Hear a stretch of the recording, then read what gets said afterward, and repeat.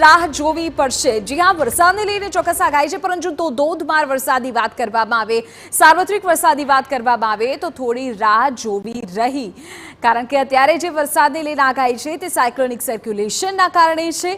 સાર્વત્રિક વરસાદની હજુ વાર લાગશે। ચોમાસું હજુ પણ નવસારીમાં અટવાયેલું છે। આવનારા 2 દિવસમાં ચોમાસું આગળ વધે તેવી સંભાવના વ્યક્ત કરવામાં આવી છે।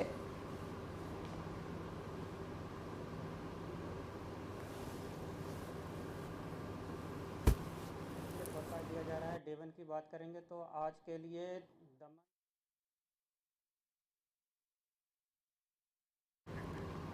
તો હજુ પણ ચોમાસું નવસારીમાં જ અટવાયેલું છે। હજુ 24 થી 48 કલાકનો સમય ચોમાસાને આગળ વધતા લાગી શકે છે। અત્યારે જ્યાં વરસાદની લઈને આગાહી કરવામાં આવી છે તે સાયક્લોનિક સર્ક્યુલેશનના કારણે કરવામાં આવી છે।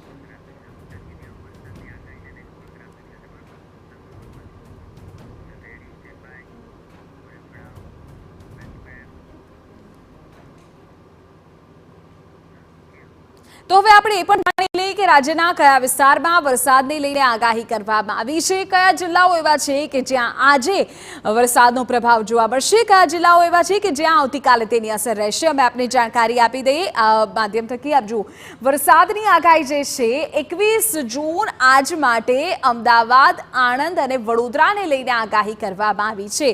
અમદાવાદ, આણંદ અને વડોદરામાં આજે વરસાદ થશે। આજે સુરત, નવસારી, વલસાડ, તાપી અને દમણ માટે પણ વરસાદની આગાહી કરવામાં આવી છે। તો આજ માટે આગાહી કરવામાં આવી છે। તમે જુઓ, દક્ષિણ ગુજરાતના કેટલાક વિસ્તારો, સુરત, નવસારી આ વિસ્તારો લઈ લો, ત્યાં વરસાદને લઈને આગાહી કરવામાં આવી છે।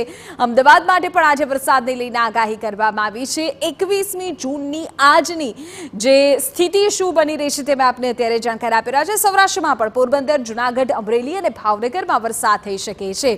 તો આજે સૌરાષ્ટ્રમાં પણ કેટલાક વિસ્તારોમાં વરસાદની આગાહી છે। મધ્ય ગુજરાતના કેટલાક વિસ્તારોમાં વરસાદની આગાહી છે। દક્ષિણ ગુજરાત માટે પણ વરસાદને લઈને આગાહી કરવામાં આવી છે। આજે કચ્છમાં પણ વરસાદ જોવા મળી શકે છે।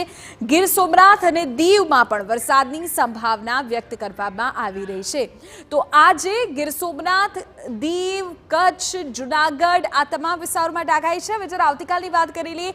આવતીકાલે અરવલ્લી, દાહોદ અને મહીસાગર માટે વરસાદની સંભાવનાઓ વ્યક્ત કરવામાં આવી છે। જે પ્રકારની આગાહી હવામાન વિભાગ દ્વારા કરવામાં આવી છે, જે સેટેલાઇટ ઇમેજ થકી ચિત્ર સામે આવી રહ્યું છે તેને લઈને આપણે કહી રહ્યા છે, પંચમહાલ, વડોદરા અને છોટાઉદેપુરમાં પણ આવતીકાલે મેઘરાજાની મહેર થઈ શકે છે।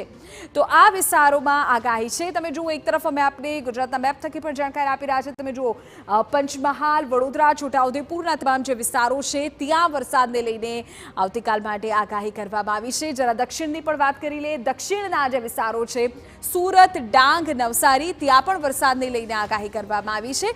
તો આ જે સ્થિતિ છે તે આવતીકાલને લઈને વ્યક્ત કરવામાં આવી રહી છે। 22મી જૂને વલસાડ, તાપી, દમણમાં પણ વરસાદની સંભાવના છે। એટલે કે દક્ષિણના વિસ્તારોમાં વરસાદ થઈ શકે છે। જે પ્રકારે અત્યારે જાણકારી પણ છે કે નવસારીમાં ચોમાસું અત્યારે અટવાયેલું છે, એટલે દક્ષિણના જે વિસ્તારો છે ત્યાં તેની અસર સ્વાભાવિકપણે જોવા મળી શકે। દાદરા નગર હવેલી, પોરબંદર, જૂનાગઢ અને અમરેલી માટે પણ વરસાદને લઈને આગાહી કરવામાં આવી છે। સૌરાષ્ટ્રના આ વિસ્તારો કે જ્યાં વરસાદને લઈને સંભાવના આવતીકાલ માટે વ્યક્ત થઈ રહી છે। આ તરફ આપણે જો વાત કરીએ તો ભાવનગર, ગીર સોમનાથ અને કચ્છમાં પણ વરસાદ થઈ શકે છે આવતીકાલે। તો આવતીકાલ માટે વરસાદની સંભાવના સૌરાષ્ટ્રના પણ કેટલાક વિસ્તારો માટે છે, સાથે સાથે દક્ષિણના વિસ્તારો માટે પણ છે।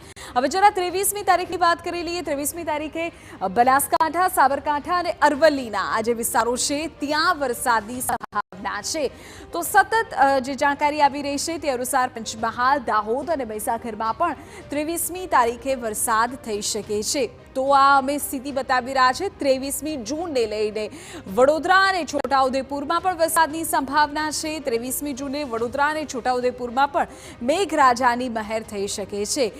આ તરફ નર્મદા, ભરૂચ, સુરત અને ડાંગના જે વિસ્તારો છે ત્યાં પણ વરસાદની સંભાવના છે।